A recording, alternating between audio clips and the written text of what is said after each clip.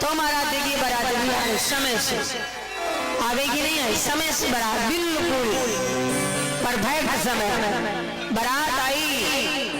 जनक जी महाराज ने जगह जगह सुंदर सुंदर महाराज जनवासी दिए थे, डेरा दिया, सुंदर सुंदर भोजन जनवासा में बारात ठहराई, बड़ा भव्य स्वागत किया। और फिर एक जगत जननी माता जानकी का नगर है, भला माया लक्ष्मी स्वरूपा सीता जी ने जहां जन्म लिया हो, सारे बाराती भूल ही गए, अयोध्यावासी ये भूल गए कि हम अयोध्या में कि मिथिला की बैकुंठ बावरे हो गए। जो जिस लायक वैसी व्यवस्था, विश्राम हुआ, सने सने एक हफ्ता बीत गया, पर आज तक अभी विवाह का शोधन नहीं हुआ।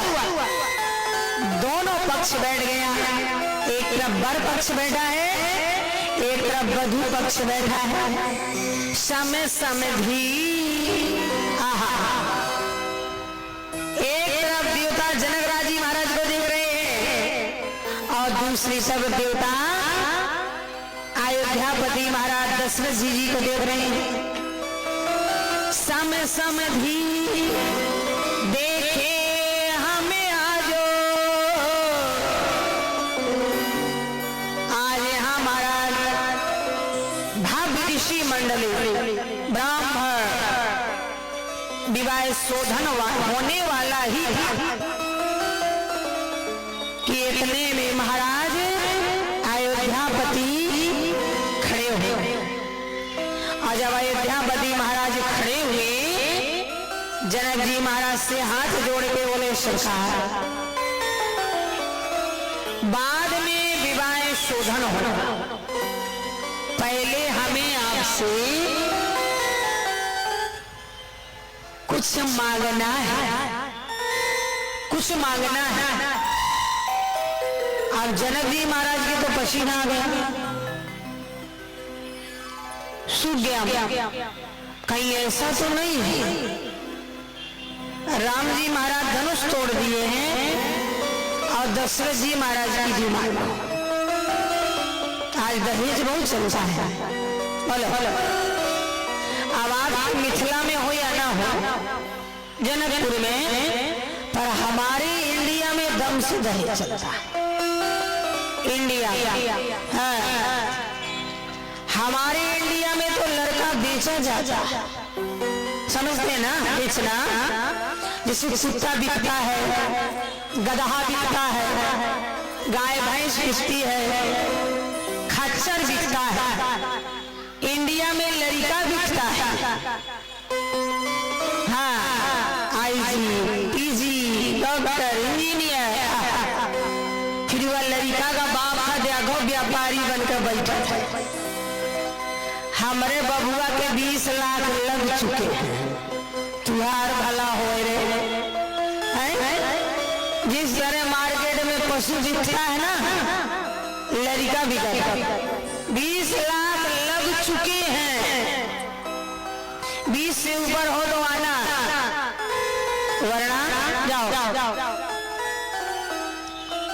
आदमी ये नहीं सोचता है कि आज आप अपना लड़का बेच रहे हो तो किसी की घर की बेटी आ रही है, बोलो तुम्हारा लड़का तुम्हारे पास रहेगा, कहीं नहीं जाएगा, और बेटी अपना घर परिवार द्वार गलियां चौबारे मोहल्ले सखी सहेली माँ बाप सबको छोड़ के समर्पण भाव से तुम्हारे घर में गृह लक्ष्मी बनने आ रही है। उसी के द्वारा तुम्हारा परिवार चल रहा है, वंश वृद्धि होना है, पर आज दहेज लिया जाता है। इसीलिए महाराज अब आप ही बताइए, अगर दहेज नहीं है तो बेटियों को जिंदा जलाया जाता है, टॉर्चर किया जाता है। आप बताओ, यहाँ कहते हैं कन्यादान दान नहीं है। हम भी कहते हैं कन्यादान से बड़ा कोई दान ही नहीं है। और जो इंसान कन्या का दान करे, पाला हुआ पशु पक्षी चला जाए तो हम लोग भरवड़ा जाते हैं। और जो पिता अपनी आत्मा का कन्यादान करता है, उससे बड़ा कोई दान हो सकता है? उससे बड़ा धन्य है महाराज दशरथ जी। खड़े हो गए और मांगा भी तो क्या मांगा महाराज?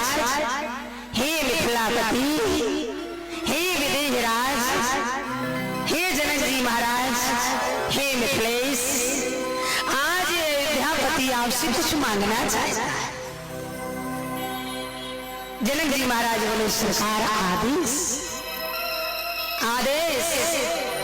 तब महाराज सम्राट दशरथ जी महाराज ने कहा मिथिलापति, आज अयोध्या का राजा आपसे जिस तरह आपने मेरे बड़े बेटे राम को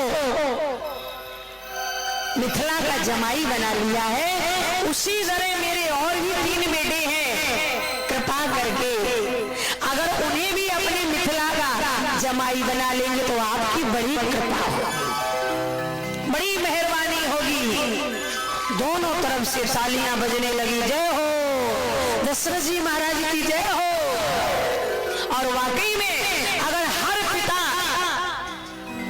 दूल्हे का दशरथ जी महाराज जैसा हो जाए तो किसी भी पिता को अपनी बेटी बोझ लगने वाली नहीं। कौन नहीं चाहेगा मेरी बेटी हो जाए? दशरथ जी महाराज ने कहा सरकार, आज आपसे बड़ा कोई दानी नहीं है। जनक जी महाराज से कह रहे हैं कौन? जिनके यहाँ 3 लोग 14 भुवन का मालिक, जगत नियंता जगदाधार अखंड नायक ब्रह्म परमेश्वर जगन्नाथ बेटा बन के आया है। आज उन्हीं का पिता कह रहा है आज मेरे बराबर कोई भिखारी नहीं। दशरथ जी महाराज के समान कोई भिखारी नहीं है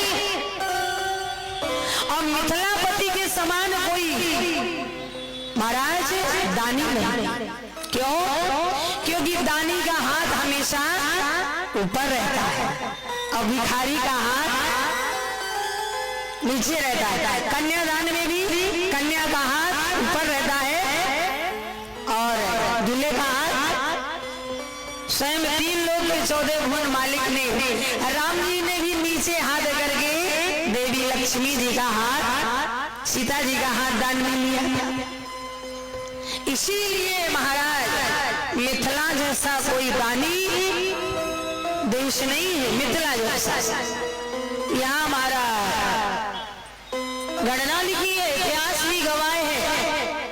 आज जैसे ही महाराज जनक जी से दशरथ जी महाराज ने कहा, सारा जितना भी ऋषि मंडल था बड़ा खुश हो गया, प्रसन्न हो गया। और यहाँ मिथिला के पुरोहित, अयोध्या के पुरोहित सतानंद जी महाराज ने, वशिष्ठ जी महाराज ने बड़ा सुंदर विवाह का शोधन किया। अघन महीने में महाराज आज यहाँ बाबा लिख भी रहे हैं